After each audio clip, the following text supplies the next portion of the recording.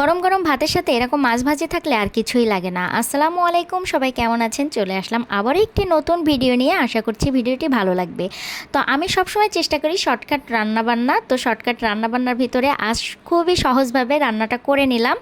আর এখানে 5-7 রকমের সবজি ছিল। সবজিটা ভাজি করতে আমি সব কিছু কুটে বেছে ধুয়ে পরিষ্কার করে ভাজিটা উঠাই দিলাম, আর অন্যদিকে ভাতটাও উঠিয়ে দিলাম। আর এই দেখুন, ভাজির ভিতরে ঢেঁড়স ভাজি কে খায় বলুন তো?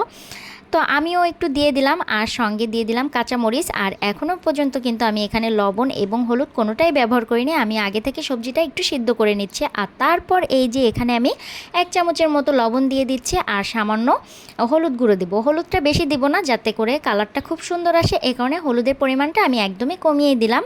জাস্ট একটু সামান্য আর কি কালারটা আসবে এবং কালারটা খুব সুন্দর থাকবে। তারপর আমি ঢাকনা দিয়ে ঢেকে কিন্তু ভাজিটা করে নিয়েছি। আর এই পর্যায়ে কিন্তু এই দেখুন সবজিগুলো সিদ্ধ হয়ে গিয়েছে। তারপরে আমি হাই হিটে এখন আমি 5 মিনিটের মতো ভাজিটা করে নিব। আর ভাজিটা আমার লাস্টের ফিনিশিংটা কিন্তু অনেক সুন্দর এসেছে এবং কালারটাও খুব সুন্দর এসেছে এবং খেতেও কিন্তু অনেক মজার হয়েছিল। তো এই দেখুন, এই যে ভাজিটা কমপ্লিট। এখন আমি একটা পাত্রে উঠিয়ে নিব। আর এই হচ্ছে ভাজিটার ফাইনাল লুক। কেমন হয়েছে অবশ্যই কমেন্টস বক্সে জানাবেন। এবং যারা যারা ভিডিওটি দেখা শুরু করেছেন অবশ্যই একটা লাইক দিয়ে দেখা শুরু করবেন, এবং দেখতে দেখতে কোনো অংশে ভালো লেগে থাকলে অবশ্যই করে লাইক, কমেন্ট এবং শেয়ার করবেন। আর অন্যদিকে এই যে একটু মাছ ভাজি খেতে মন চাচ্ছে, তো মাছগুলো কোটা নাই, একদমই টাটকা ফ্রেশ মাছ নিয়ে এসেছে। তো মাছগুলোকে আমি কেটে ধুয়ে পরিষ্কার করে নিচ্ছি। আর আমি কাটা ধোয়াতে কিন্তু তেমন একটা এক্সপার্ট না, তো যেভাবে পারি সেভাবেই করে নিয়েছি। আর অন্যদিকে এই যে কড়াইয়ে তেল গরম করে দিয়েছি।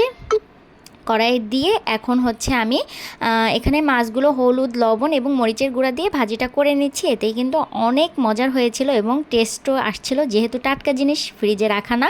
তো এদিকে এই যে হয়েছে কি হালকাভাবে একটু লেগে গিয়েছে, তো আমি অন্য একটা খুন্তির মাধ্যমে মাছগুলোকে ছাড়িয়ে নিলাম। তো খুব সহজে মাছগুলো উঠে আসলো। এখন আমি উল্টাই দিচ্ছি। আর এই দেখুন, মাছ ভাজিটা কিন্তু প্রায় হয়ে আসছে। উল্টায় পাল্টায় একদমই কড়া ভাজি করে নিয়েছি। আর অন্যদিকে এই যে মাছের সাথে কিন্তু পেঁয়াজ ভাজি করব। পেঁয়াজ ভাজিটা বেশি লোভনীয় হয়ে থাকে এবং মজা লাগে। তো এখানে হালকাভাবে কাঁচামরিচ, পেঁয়াজ, হলুদ, লবণ, ব্যাস আর কিছুই না। তো এটা দিয়ে আমি মাছ ভাজিটা করে নেব। আর মাছ ভাজিটা কিন্তু অনেক মজার হয়ে থাকে। তো আমার আজকের একদমই সিম্পল রান্না ছিল এইটা। আর সিম্পল রান্নার ভিতরে কিন্তু এরকম রান্না করতে আমার ভালো লাগে এবং গরম ভাতের সাথে কিন্তু অনেক মজা লাগে।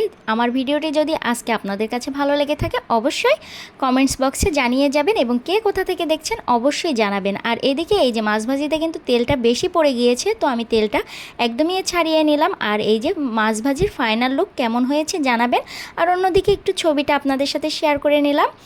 তো আজকের মতো এখানেই বিদায় নিচ্ছি। সবাই ভালো থাকবেন, সুস্থ থাকবেন। আল্লাহ হাফেজ। দেখা হবে অন্য কোনো ভিডিওতে অন্য কোনো সময়। সে পর্যন্ত সবাই ভালো থাকবেন। আসসালামু আলাইকুম।